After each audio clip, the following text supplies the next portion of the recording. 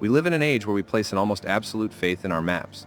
We trust them to guide our shipping lanes, our airplanes, and even our pizza deliveries. We assume that if it's on the map, it's real. But in 2012, that faith was shattered. A team of scientists aboard the research vessel Southern Surveyor sailed into the Coral Sea looking for Sandy Island. This wasn't a rumor. It was a landmass the size of Manhattan, clearly marked on authoritative nautical charts, world atlases, and even as a black polygon on Google Earth. They arrived at the coordinates, ready to explore. But when they looked out the window, there was no island. There was no land at all. Just the deep blue ocean, plunging down 400 meters. Sandy Island had been a ghost on our maps for over a century, a digital echo of a mistake that no one had bothered to check.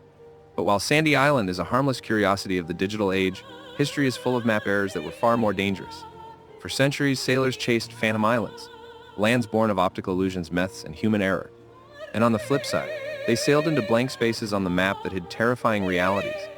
Today, we are going to explore the strange phenomenon of islands that never were, and then travel to the frozen north to uncover the tragic fate of the Franklin expedition, the ultimate price paid for sailing into the white silence of the unknown. To understand how a map can lead, we first have to distinguish between a lost land and a phantom island. We've all heard of Atlantis. That is a lost land, a place that legend says used to exist but sank. Phantom Island is different. It is a cartographic ghost. It is a place that never existed yet managed to haunt our maps for centuries. Take the case of Buss Island. In 1578, sailors on a ship called the Emmanuel claimed they saw a large, fertile island in the North Atlantic. They were likely just off course or seeing an illusion, but that single report put Buss Island on maps for the next 200 years. Even when explorers failed to find it, mapmakers didn't want to admit they were wrong. They just downgraded it, drawing it as the sunken land of Buss, a hazard to be avoided. It took until 1818 for a captain to sail right over the spot and prove, once and for all, that there was no bottom to be found. Sometimes these ghosts weren't mistakes, they were lies. The most famous hoax in history is the island of Freeland. It was invented entirely by a Venetian nobleman named Niccolò Zeno to bring glory to his family name. He created a fake map and fake letters from his ancestors. It worked. Freeland appeared on the most respected world maps of the 1500s.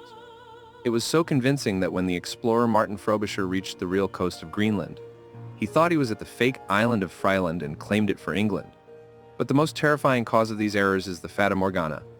In the polar regions, warm air sitting on top of cold air acts like a lens, bending light. It can make a distant strip of ice look like a towering mountain range or a castle in the sky. Explorers weren't just incompetent, they were being tricked by the atmosphere itself, chasing shimmering phantoms into the ice. But while chasing a ghost island is frustrating, sailing into the unknown is deadly. And no story illustrates this better than the doom of the Franklin expedition. By 1845, the British Empire was obsessed with one thing: the Northwest Passage. They wanted a sea road over the top of North America to connect the Atlantic and Pacific. It was the moon landing of the 19th century. To finish the job, they sent Sir John Franklin. This wasn't just a voyage, it was a statement of power. Franklin was given 2 warships, the HMS Erebus and HMS Terror. These were bomb vessels, built to withstand cannon fire, and now reinforced with iron to smash through pack ice. They were fitted with steam engines taken from locomotives, allowing them to push through calm waters. They even had a central heating system to keep the crew warm in the Arctic winter. They carried 129 men and enough food for 3 years, including thousands of tins of preserved meat. They had a library of over 1,000 books. They were theoretically unsinkable. In July 1845, 2 whaling ships saw Franklin's vessels in Baffin Bay, waiting for the ice to clear. The captains waved goodbye. It was the last time Europeans would ever see them alive.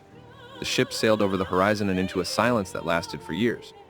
When the expedition failed to return, the British Admiralty launched a massive search. Dozens of ships scoured the Arctic, but it wasn't until 1854 that the first real news broke, and it was shocking, the explorer Dr. John Ray met an Inuk man who told him of a group of 35 to 40 white men who had died of starvation years earlier. Ray reported back to London with physical proof, silver forks and spoons belonging to Franklin and his officers. But he also reported something else. The Inuit testimonies described evidence of cannibalism. The British public was outraged. Charles Dickens himself wrote furious articles denying that British Royal Navy sailors would ever resort to such savagery. They preferred to believe the map was still blank, rather than filled with such horror. The full story only came to light in 1859, when a search team found a stone cairn on King William Island. Inside was a standard Admiralty form, the Victory Point Note. It is the only written record we have. It contained 2 messages written a year apart. The first, from May 1847, was optimistic. It said the ships were wintering in the ice and ended with the phrase, "all well." But scrawled in the margins was a second message dated April 1848, almost a year later. The tone had shifted from optimism to catastrophe. It read that the ships had been trapped in the ice for 19 months. It confirmed that Sir John Franklin had died in June 1847. The survivors, now led by Captain Crozier, were abandoning the ships to walk south toward the mainland. Searchers followed this trail of desperation. They found a ship's lifeboat mounted on a heavy sledge, dragged by men who were slowly dying. Inside the boat, they found 2 skeletons, but it was the equipment that was most heartbreaking. The boat was filled with useless, heavy items: silk handkerchiefs, scented soap, slippers, and comms. It was a chaotic collection of personal effects, suggesting that the men were suffering from confusion and delirium as they marched to their deaths. For over a century, we asked what went wrong. Why did the best-equipped expedition in history crumble so completely? In the 1980s, scientists exhumed 3 bodies buried on Beachy Island. They found incredibly high levels of lead in the bones. The theory was that the hastily soldered food tins had poisoned the crew, driving them mad and weakening their bodies.